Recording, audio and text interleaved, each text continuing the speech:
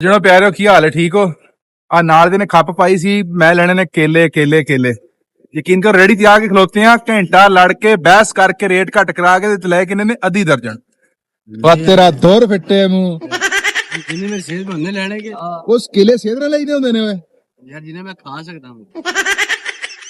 ਵੈਸੇ ਨਾ ਮੈਂ ਲਾਇਆ ਹਿਸਾਬ, ਇਹ ਲਾਣਤ ਕਿਤੇ ਯਕੀਨ ਕਰਕੇ ਤੇ ਫ੍ਰੀ ਹੁੰਦੀ ਨਾ। ਆ ਲੰਗੜਾ ਇਹ ਲੰਗੜਾ ਤੇ ਇੱਥੇ ਪਿਆ ਹੋਇਆ ਜੇ ਮਾਮਾ ਜੀ ਸਹੀ ਹੁੰਦਾ ਟੁੱਟ ਕੇ ਟੁੱਟਦਾ ਫਿਰਦਾ ਬਾਹਰ ਯਾਰ। ਵੈਸੇ ਨਾ ਬੜੀਆਂ ਬੜੀਆਂ ਯਕੀਨ ਕਰ ਸ਼ੂਮਾਂ ਤੇ ਝੂਠਾਂ ਵੇਖੀਆਂ, ਪਰ ਤੇਰਾ ਵੀ ਆਪਣਾ ਲੈਵਲ ਹੈਗਾ। ਕਿੰਨੇ ਲੈਣੀ ਕੇਲੇ, ਕਿੰਨੇ ਲੈਣੀ ਫਿਰ ਦੱਸੀ? ਅਦੀ ਤੇ ਲੱਖ ਦੀ ਲਾਨਤ ਹੀ ਹੋਏ। ਚਾਚਾ ਦਰਜਨ ਤਾਂ ਕਹਿਣ ਡਿਆ, ਧੱਕੇ ਨਾਲ ਦਰਜਨ ਕਰਾਏ ਨੇ।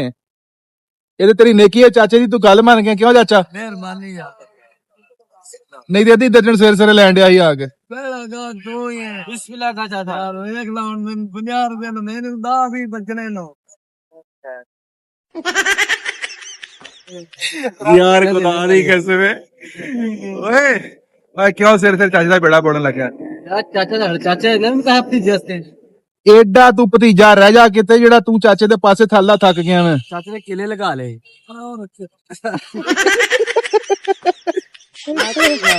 ਯਾਰ ਖੁਦਾ ਦੀ ਕਸਮ ਹੈ। ਤੂੰ ਲੈਣਾ ਕਿਲਾ? ਨਾ ਭਾਈ, ਆਪਣੀ ਤੇ ਗੁੰਜਾਇਸ਼ ਨਹੀਂ ਹੈਗੀ, ਮੈਂ ਤਾਂ ਨਹੀਂ ਲੈ ਸਕਦਾ ਭਾਈ। ਆਪ ਖਾ ਲਾ ਨਾ ਆਮ ਜੋਗੇ ਪੈਸੇ ਨਹੀਂ ਹੈਗੇ। ਚੱਲ ਫਿਰ ਘਰ ਤੇ ਤੂੰ ਕੀ ਲੈ ਲਿਆ? ਕੇਲੇ ਲਏ ਨਹੀਂ? ਕਿੰਨੇ ਲਏ ਨਹੀਂ? ਸਰਜਨ ਇਕੱਠੇ ਹੀ ਖੁੱਲਾ ਕੱਚਾ ਮਹੀਨੇ ਦਾ ਕਰ ਲਿਆ। ਅਯਾਸ਼ੀਆਂ ਕਰਨੀਆਂ ਨੇ, ਅਯਾਸ਼ੀਆਂ ਕਹਿ ਚੱਲ ਐ ਤੇਰੀ ਖੈਰ ਹੋ ਜੇ। ਤਾਂ ਜੀ ਦੱਸੋ ਜਰਾ ਕਮੈਂਟਾਂ ਚ ਆ ਕੇ ਬਈ ਇਹੋ ਜਿਹਾ ਤੁਹਾਨੂੰ ਗਾਹਕ ਮਿਲਣਾ ਕੋਈ? ਘੰਟਾ ਬਹਿਸ ਕਰਾ ਕੇ ਤੇ ਕਿੰਨੇ 6 ਕੇਲੇ। ਸ਼ਰਮ ਤਾਂ ਨਹੀਂ ਆਉਂਦੀ ਉਹ ਯਾਰ ਜਿਹਨੇ ਬੰਦਾ ਖਾ ਉਹਨੇ ਲੈਣੇ ਨੇ ਨਾ ਯਾਰ? ਵੈਸੇ ਹਕੀਕਤ ਗੱਲ ਹੈ, ਹਾਸਾ ਆ ਰਿਹਾ ਮੈਨੂੰ ਤੇਰੀਆਂ ਗੱਲਾਂ ਤੇ। ਹੁਣ ਪਿੰਡਾਂ ਸੇ ਲੈ ਲਾਂ ਕੇਲੇ। ਚੰਗਾ ਜੀ, ਅੱਲਾ ਸੋਹਣੇ ਦੇ ਹਵਾਲੇ। ਖਾਚ ਟੋਰ ਵੀ ਹੈ, ਚਲੀਏ ਚੱਲ। Okay bye bye. ਓਕੇ।